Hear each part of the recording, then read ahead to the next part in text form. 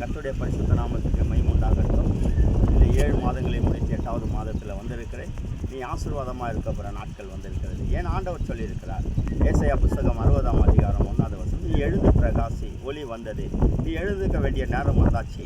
உன் வாழ்க்கையில் பட்ட வேதனை, துன்பம், அவமானம், நிந்தனை, தோல்வி, கண்ணீர் எல்லாவற்றிலிருந்து நீ வெளியே வந்து எழுந்து நிற்கிற நேரம் வந்தாச்சு. ஏன் கத்தா, நீ காற்றையும் காண மாட்டாய், மழையும் நீ பார்க்க மாட்டாய், ஆனால் உன் வாய்க்கால்கள் நிரம்ப போகிறது. நீ ஆசீர்வாதமான நாட்கள் வருகிறது. ஏசாயா 43ஆம் அதிகாரம் 19வது வசனம், ஆண்டவர் உனக்கு வாக்குத்தத்தமாய் தருகிறார். ஏனென்றால் இதோ நான் உனக்கு ஒரு புதிய காரியங்களை செய்ய போகிறேன்.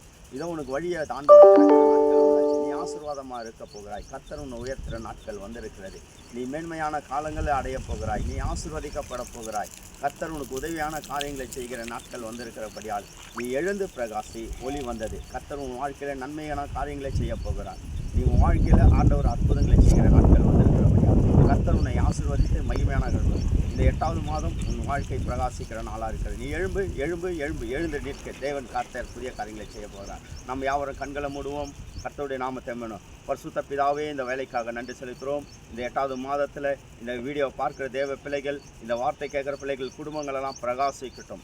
ஆண்டவர் ஆசீர்வதிக்கப்பட்டோம். உங்கள் நாமம் மகிமைப்பட்டோம். நன்மையும் ஆண்டவர் கிருபையும் இவர்கள் சூழ்ந்து கொள்ளட்டும். வழிகளை ஆயத்தப்படுத்தி ஆசீர்வாதங்கள் படட்டும். பெரிய காரியங்களை செய்யுங்க. இயேசு கிறிஸ்து விலையேறப்பட்ட நாமத்தால் ஜெபிக்கிறோம் ஜீவனுள்ள நல்ல பிதாவே.